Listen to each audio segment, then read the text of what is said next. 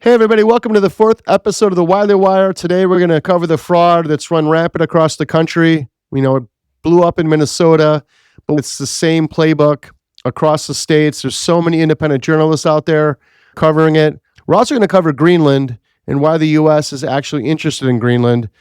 We're going to cover the NFL playoffs, my picks. Some of these contracts are just out of control in the MLB, and we're going to break down the top 10 greatest NBA players of all time. You know who number one is, but 2 through 10 is going to cause a big debate. Welcome to the Wiley Wire.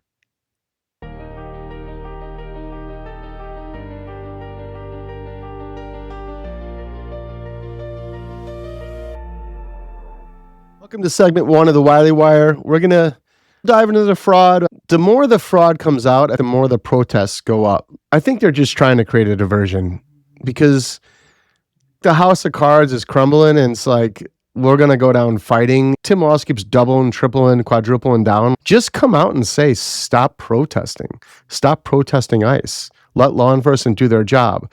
He can even say, I don't agree with it if he wants to. But he's got to say that it's a constitutional right for law enforcement to be there. You can't lie and say it isn't. He keeps lying and saying it isn't. And he's causing aggression. It's causing people to think that people are going to be knocking down their doors and taking them out of their houses if they're a legal resident. It's just rhetoric. And the more the fraud comes out, the more the rhetoric happens. So I think he's just trying to save his own ass at this point. Like I said last episode, don't go to these protests. You're putting your life at risk, number one. All you're doing is just covering for criminals. You're not covering for immigrant criminals. You're covering for the politician criminals. You should be protesting where all the money went in Minnesota. You should be protesting where all the money went for the homeless people in California. You should be protesting why, reported Chelsea Clinton made $50 million from U.S. aid. You should be looking at things like that. Find out what that's about. Protest why they're saying Social Security for the last 15 years has been bankrupt, but really it's been stolen from for the last 25, 30 years. So that's why Social Security has a problem. You should go into why the U.S. has trillions and trillions in national debt. It's because the politicians are stealing from us. These crappy little companies that people are opening 50 hospice offices in a building, 50 transportation offices in a building. And then there's a report in California, it's got to be verified, but there was like 30 hospice offices in one building. Why would you want the same type of business that competes against each other in the same office, like 30 of them? And nobody's there. Some of them don't have signs. It's a joke. So just keep your eyes open and watch. When one thing does one thing, what's the other thing do? We have protests, they're ramping up, the fraud's being exposed. It goes hand in hand. The more you can take attention away from the fraud, they don't care about violence. They want violence. They want Trump to do the Insurrection Act. I think he's almost forced to do it at this point because he's got to protect the citizens of Minnesota. He's got to protect the ICE agents. He has to, because those people in the federal government and in the government in Minnesota, that's their duty to protect the citizens. That's why they're elected.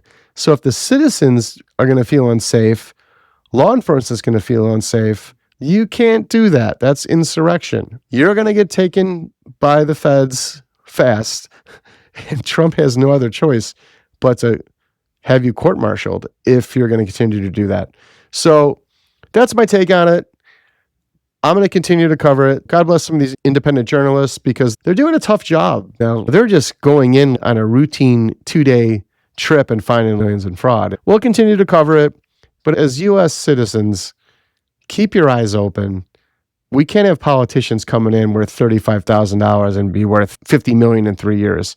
The money's going somewhere through fake LLCs, fake donations, shipping the money out of the country and offshore accounts. It's not fair to us. It's not fair to taxpayers. It's not fair to people that have family members that lost their lives in the military. fighting wars, World War II veterans. My grandpa was a World War II veteran. I mean, he's rolling in his grave. You can see what's going on right now. So that's it. I'm just going to wait to see what else comes out. There's probably a ton more coming out, and we'll get to that. But our next segment is going to talk about Greenland and the reasons why the United States wants Greenland. So we'll get to that in segment 2.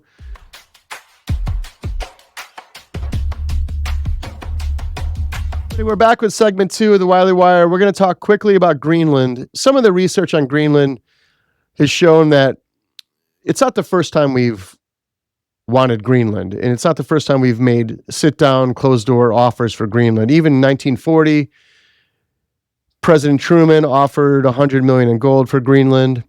In World War II, when Germany took over Denmark, because Denmark owns Greenland, when Germany took over Denmark or invaded Denmark, the U.S. actually put their military in Greenland and protected it. That was the deal with Denmark.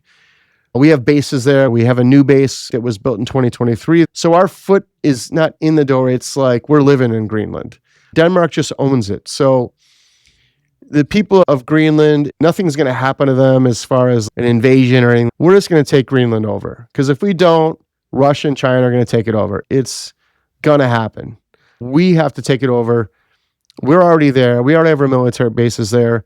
Reasons why the U.S. wants Greenland. Natural resources. You have oil, gas, minerals. So there's a lot of things there that will help us. And national security, the expansion of having our full control of Greenland is just monumental. Same as Venezuela. It's like getting the oil in Venezuela.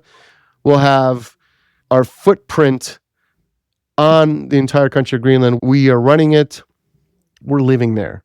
So that's basically how we got to look at it. We have to take over Greenland in a very nice way where the people can still continue to live how they live, have their own way of life. We're just continue to do what we do in Greenland, but basically run the country.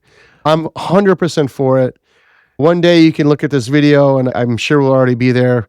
And I hope I'm proven right. And I hope that the people of Greenland are actually happy in their own country and they're happy the United States have took it over. But that's my take on Greenland. Again, we have to understand, to be an American, you have to do what's best for America. That's it. I don't care what's best for another country. I don't want anything bad to happen in other countries. I'm not for countries getting taken over, but we have to do what's in our best interests. So if we're already involved in Greenland and have been involved in Greenland and protected Greenland since 1940s, and it's in our best interests, and it's also the door open for Russia or China, you got to do what's best for Greenland. But you also got to do what's best for the United States. And we're the best thing for Greenland, the United States, not China, not Russia. So that's my take on it. We got to take Greenland. We got to do it where we do pay money. And Greenland's is happy about the deal, or I should say Denmark is happy with the deal. So that's my take on Greenland. We'll be back with segment 3 of the Wiley Wire. We're going to cover the top 10 greatest NBA players of all time. We know who number 1 is, but we're going to break it down. A lot of people are going to be hitting me up when they see this list, but this is what I think. Welcome to segment 3 of the Wiley Wire. I know everybody's been waiting for this, the top 10 greatest NBA players of all time. I will start with the honorable mention who did not make the list. It's hard not to put him in there, but Hakeem the Dream Olajuwon, one of the best post-up players of all time, some of the best footwork you'll ever see, still teaches guys in the NBA 2 titles, 2 NBA Finals MVPs, Defensive Player of the Year. It was somebody you just didn't want to face, especially when the Bulls were at their greatest point on the road and you had to play the Rockets on that West Coast swing. That was a tough game. I haven't looked up the record for the Bulls playing the Rockets, but I'm sure it's not great. And if they did win, it was a super close game. So kudos to Hakeem Olajuwon. He should have been on the list, but I just couldn't get him in there. So he's an honorable mention. I'll go the next player on the list, Shaquille O'Neal, number 10. Now, if he could hit his free throws, he'd be way higher on the list. But there's a lot of things with Shaquille O'Neal. So 4 championships, 3 NBA finals, 3 finals MVPs, 1 MVP. He was the most dominant force ever in the NBA around the rim. Nobody like Shaq. He couldn't hit his free throws, and the league started doing the hack of Shaq. So anybody remembers that? If you're older, you remember. They'd actually have goons on the bench that never got any minutes, but when you played Shaq, he'd get the most minutes he'd got the whole year because they used his fouls to get him on the line. So if he could shoot a free throw, he'd be, I don't know, I wouldn't say top 4 maybe. He might have more championships if he could shoot free throws. But 4 championships is a lot. 3 finals MVPs, 1 MVP. He was just a nuisance in the paint. So Shaq's number 10. Number 9 is LeBron James. Here's the reasoning. I can't stand the flops. The league's soft. He's lasted like 20 years to get most points. And if you take like Jordan, some of the top great guys, and you put their peak 15 years, they all outscore LeBron. Jordan does by over 1,000 points. But he's got 4 finals MVPs, Cavaliers, Lakers, and Miami. They fought all these young kids for so long. It pisses me off. No offense to LeBron James. He's a great player, but he did this to himself. He was cool, and then all of a sudden, 23, you just don't do that. It's like in hockey, you don't wear 99. You wear 99 in hockey, and it's like, who is this guy? Gretzky? Don't wear 99. You don't wear 23. So he came out wearing 23, and right off the bat, he was a huge Jordan fan. So the comparison started. Then he started saying he's the king and all that. It just wasn't a good move for him. But it had no relevance of why he's 9. I don't like the flopping. I think it hurt him, his overall perception. It hurt him. Jumping the teams hurt him. Going back to Cleveland, that title was amazing. If he didn't do that and stayed on Miami and went to the Lakers, that would have hurt him. But he went back to Cleveland and won that title. It was great. But Kyrie Irving was huge help with that. Huge help in that playoff. But overall, 40,000 points. I don't think he would score 40,000 in the 90s because you get hacked like crazy. Just look at some of the videos. They wouldn't let that happen. Talent-wise, court vision, not the greatest shooter, but he can shoot a little bit. Driving to the hoop, great defender. He just had those moments in the league where, like in the All-Star game where Kobe was slapping the floor and wanted to guard him and he passed it right away. That's why he's 9. He has the talent to be 1. If he had Jordan's or Kobe's dog in him, he'd be 1. But he just doesn't have it. He's so talented. How do you blame a guy that got $100 million before he even stepped foot in the NBA? If, LeBron James had a great career. He's still playing, obviously. He's number 9 for me. I know a lot of kids born after 2000 get pissed, but it wasn't the same league. I just don't see him higher than the guys I have. Next, I'm going to go with Tim Duncan. 5 championships, 3 finals MVPs, 2 MVPs, most consistent player. I saw a quote from Jordan saying he is one of the greatest leaders in the NBA. That says a lot. Look at those championship teams the Spurs had, and he was just every bit of, from a leadership standpoint, just doing all the right things, making the right plays. He was a great passer. Fundamentals, you want like down low when they could be almost the same. He was just amazing. So Tim Duncan's number 8, 5 championships. He led that team. And there were some great players on that team as well, but he was a centerpiece. 4 of those championships without David Robinson. Tim Duncan, number 8. Number 7, Larry Legend, Larry Bird. I think he'd be higher if it wasn't for those back problems because he played where he couldn't even move like day of game, and then he'd be out there with the heat packs on his back, and he'd just play. He just couldn't do it anymore. But 3 championships, 3 MVPs. Probably they say Jordan Winfenberg, biggest trash talker of all time, and he'd back it up. There's a story of the 3-point shootout where he came in the locker room and just dogged everybody and won the 3-point shootout because he knew he was going to win. And it's a pretty good story. You should look it up. Larry Bird and the Celtics became contenders when he came along, and it really grew the NBA. Celtics, Lakers in the 80s. Larry Bird's number 7. Number 6, Wilt Chamberlain. You have the theory of who did he play against, but look Wilt Chamberlain up and see the sports he played other than basketball. Track and field, pole vault. You got to see this guy's athleticism. It's unmatched. You got to check this out. Look up his videos of Wilt Chamberlain outside of basketball, sports he's played. Then you kind of look differently on, okay, maybe he didn't play against the best competition, but he was a physique. Just look at this picture I have. Look at the guy. He scored 100 points in a game. 4 MVPs. He averaged 50 points a game one year. 50 points a game in 1 year. Wilt Chamberlain, you got to go 6 with him, in my opinion. Bill Russell, 11 championships. The only reason he's 5 is I think the NBA has gotten better. That's the thing about when people say they're the greatest player of all time. Jordan never said he was the greatest. Legends in different eras. You can never compare yourself to them because you never played in that era. He always says Bill Russell has 11 championships. It's just insane. 5 MVPs, the ultimate winner. He was a great defender, part of one of the greatest basketball dynasties of all time. So Bill Russell, number 5. Magic, number 4. 5 championships, 3 MVPs, 6'9" point guards. When he won his first championship, he played center, but then he moved to point guard. He was covering everybody. And his court vision is unmatched. And 3 finals MVPs. And the thing about Magic is he was just such a great player to watch. The greatest people in the NBA are the people that, it doesn't matter what city you're from, you still want to watch them. No one ever hated Magic Johnson. Some people didn't like him when you're playing against him, but no one ever hated Magic Johnson. He was just having fun playing basketball, revolutionized the game, made a 6'9" guard possible. So Magic Johnson, number 4. Number 3, Kareem Abdul-Jabbar. 6 MVPs, most ever.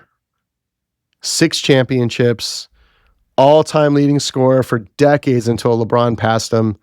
And I'll have to say, he's a longevity guy, played a lot of years. LeBron played a lot of years. So those guys are most likely going to get up in the points. Karl Malone played a lot of years, is up there in the points. All great players. The league LeBron plays it's a softer league. You go to the free throw line a lot more. You get a lot of easier buckets. Defense isn't as good. He's scoring 150 points a game now.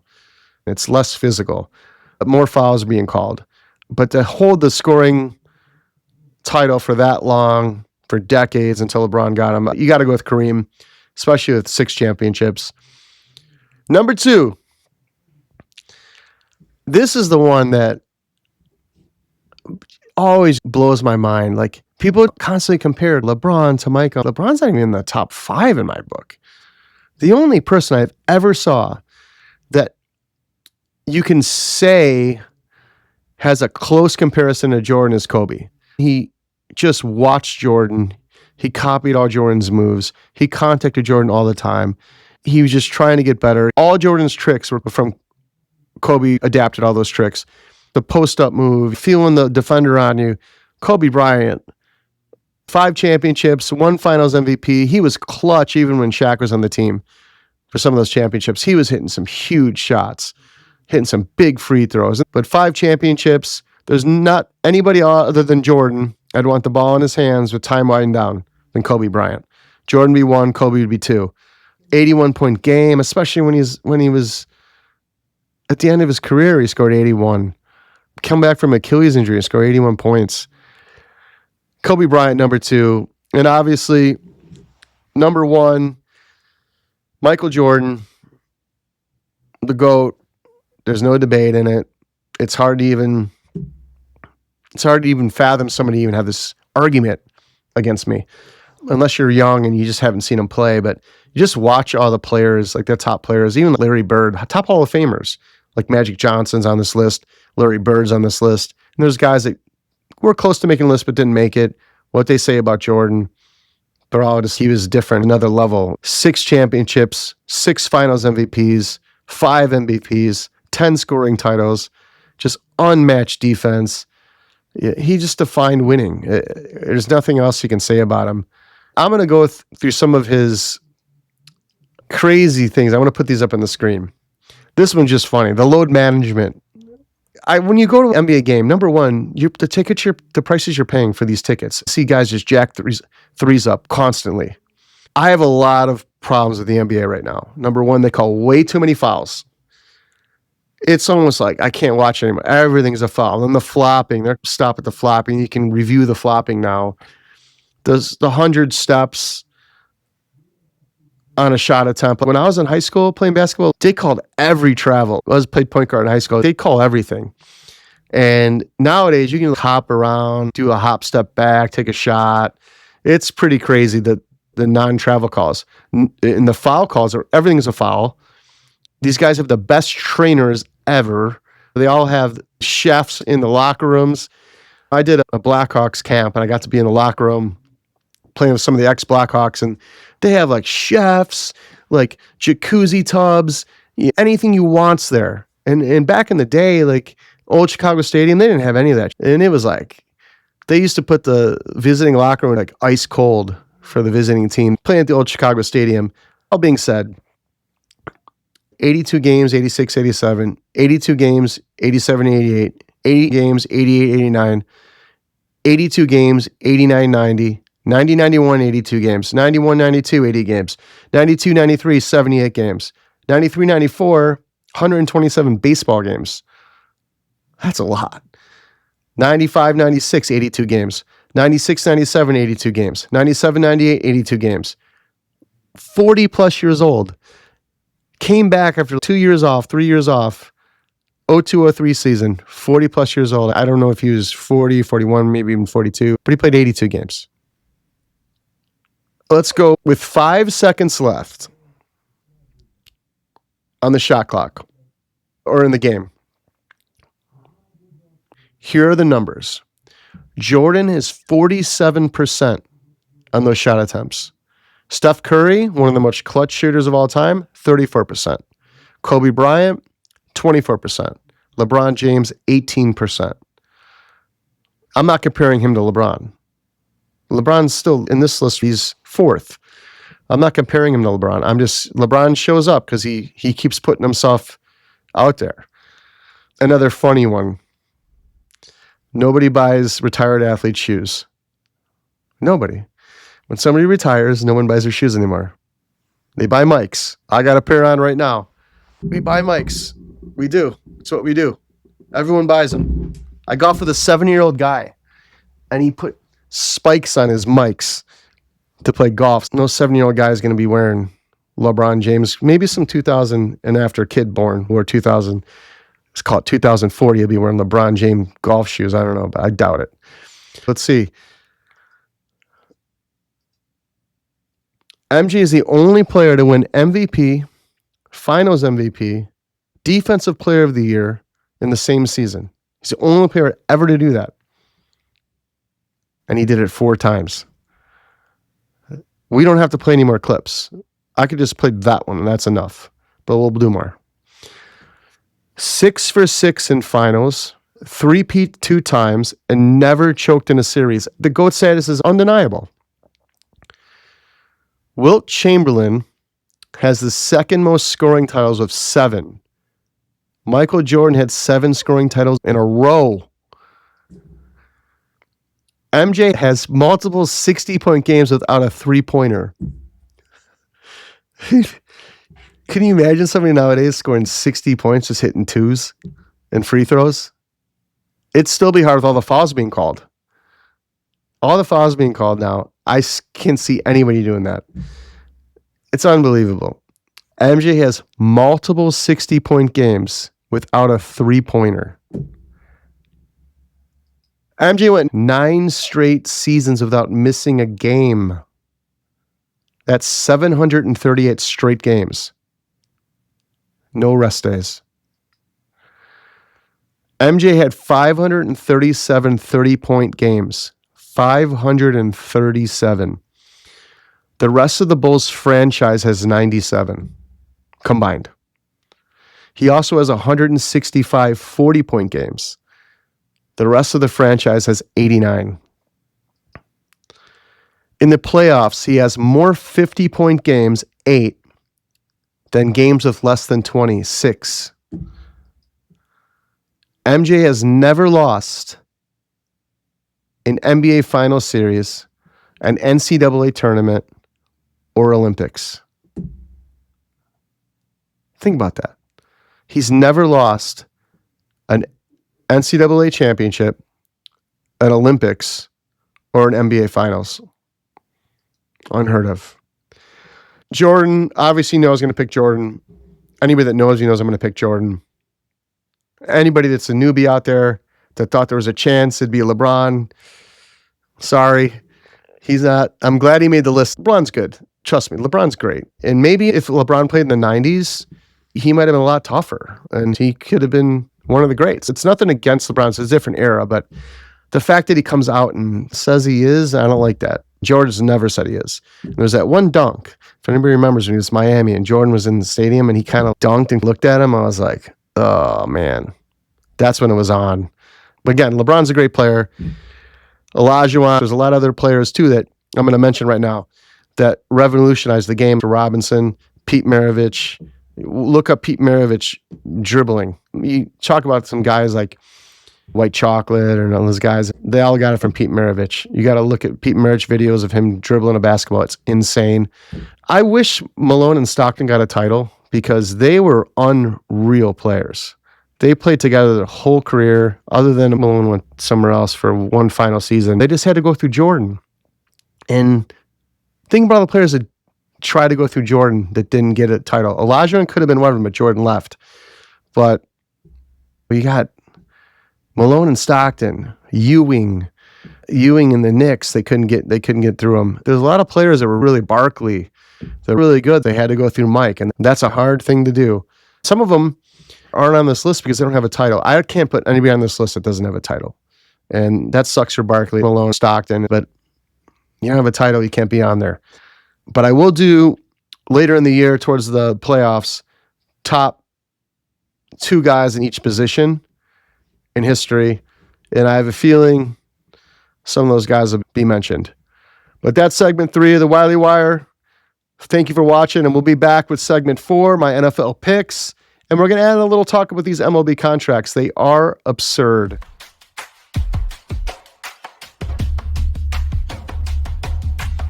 All right, we're back with segment 4 of the Wiley Wire. We're going to do my NFL picks this weekend. The Saturday games, Bills, Broncos. It's hard to bet against Josh Allen because he always finds a way. I'm worried about this game, but I'm going to go with Bills. Broncos, I wouldn't be surprised if the Broncos win. I think Sean Payton is going to be really prepared, but I'm going to go with the Bills on this one. The other Saturday game, San Francisco Seahawks. I want San Francisco to win really bad because I'm a Bears fan, and if the Bears win, San Francisco's got to come play again in Chicago in the cold, but I want to just take one game at a time with the Bears. But Kittle being out, that really hurts the 49ers. So, unfortunately, I'm going with the Seahawks in this one. Sunday games. So, that Texans defense, something about it just scares the shit out of me. Drake May has such a great season. He's done everything right.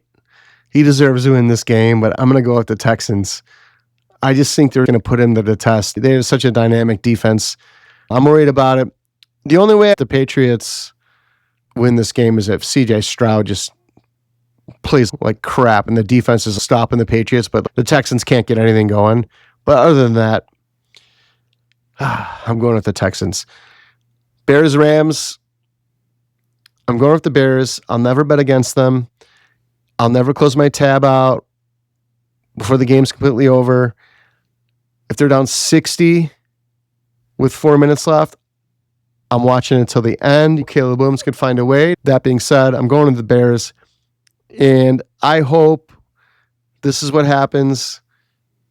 49ers find a way to pull it out without Kittle. Bears beat the Rams. 49ers come into Soldier Field in the freezing cold. That would be my best scenario. But I don't really care about that. Let's just win the game, and then we'll move on. Like, a lot of people are like, hey, you want to go to the Super Bowl? I want to try to find a ticket. And I'm just like, I don't want to jinx it. I don't even think about it. We have one game at a time. Let's take care of the Rams, and we'll move on from there. But those are my picks. And then I'm going to get into this baseball contracts. I blasted Tucker a little bit on social media, but Tucker's a great player. He really is. He can run. He can play great right field. Talk about Gold Glove. That guy can be like a Jason Hayward outfielder. You got a Jason Hayward outfielder that can hit. He can run. He's a great outfielder. He can hit. He's left-handed bat. Like, Dodgers, for real, I'm scared of the Dodgers now. They have an unreal team now. You had Tucker, but the thing about Tucker is he's prone to injury. He's always missed. Some of it isn't his fault. I think he fouled the ball off his leg. He was out, off his knee or something. Injuries happen, but overall, like, he's a great player, but he's never had an opportunity to play 3 or 4 straight seasons where he was at his prime and he wasn't injured. So the Dodgers are taking a real big gamble with that contract because that is a lot of money. $60 million a year for Tucker. Can you imagine if some of these guys from the 90s, the average guy that hits 25 homers and strikes out 190 times a year would get like $200 million now? It's unreal. I'm an old school baseball guy. I can't stand the strikeouts. The strikeouts are crazy. Anybody that knows me, I just stopped playing baseball about a year ago. I'm a front foot hitter. I do have some power, but I'd rather get a single or a double than strike out, swing out 2 strikes. I'm just old school. I think the game's going back to that. The strikeouts are getting annoying. The hitting coaches are teaching a different way of hitting now.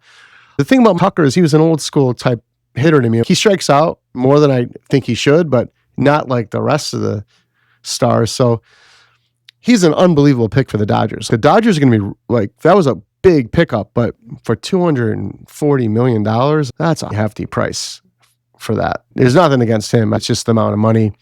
Their payroll is like $1 billion or something. And they have it all mapped out. Ohtani gets paid till he's 95 years old. He's going to be walking in a walker, still getting millions of dollars. It's not 90. I'm just goofing around, but it's probably something crazy after he retires. He gets money forever. Baseball doesn't have a salary cap, so they can just buy, but there's still an affordability aspect of it. But the Dodgers are such an exciting team. I'm a Cubs fan. I had my Dodgers experience when they invited me to a spring training. They're supposed to draft me or whatever, so I have a little soft spot for the Dodgers. They're one of the only teams. A few others were looking at me when I was playing ball. But I just like the organization. The Dodgers, time and being a kid watching Gibson. I like the Dodgers. I'm a Cubs fan. I root for the Cubs first.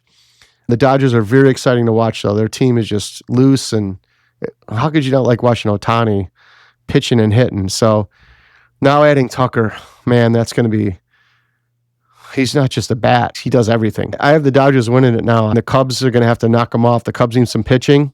Cubs have a great team with Bergman now at third. I think they have the greatest infield in baseball by far, the Cubs. They just need to get their pitching's just got to be, it's got to be top notch. Justin Steele's got to come back and be a workhorse for the Cubs to get the Dodgers this year. But that's my take on baseball. The money that gets thrown around is just so wild to me. And it's going to be leading into another episode I have that I'm probably going to get in a lot of trouble for, but it's the gambling in sports. Like, just so many advertisements with gambling. We're going to do an episode on that. It might not be Tuesday. It'll probably be late next week. We're going to cover the gambling in sports and the advertising payments that gambling companies make. It's got to tie into some of these contracts because really $240 million for 4 years, nothing against Cal Tucker. If they offered me $240 million, I'd take it in a second. I'd probably hit like, in the major leagues right now, I'd probably hit like $110. Probably have 220 Ks. I'll take the 240 though. So they're just handing it out. Give me $1 million. I'll be the bullpen catcher. Overall, I just think it's come to the point where like something's got to give. Like these contracts are just ridiculous. They're ridiculous. So it's nothing against any of the players that get the contracts. If that's what they're going to pay you, take the money. I like Tucker, and this is not a bash on Tucker. I think he's a good player. Extremely overpaid, but I guess they have the money to do that. That's why the Cubs didn't sign him. They're not going to pay him $240 million. He's going to get $240 million somewhere else, or $220 million, or whatever.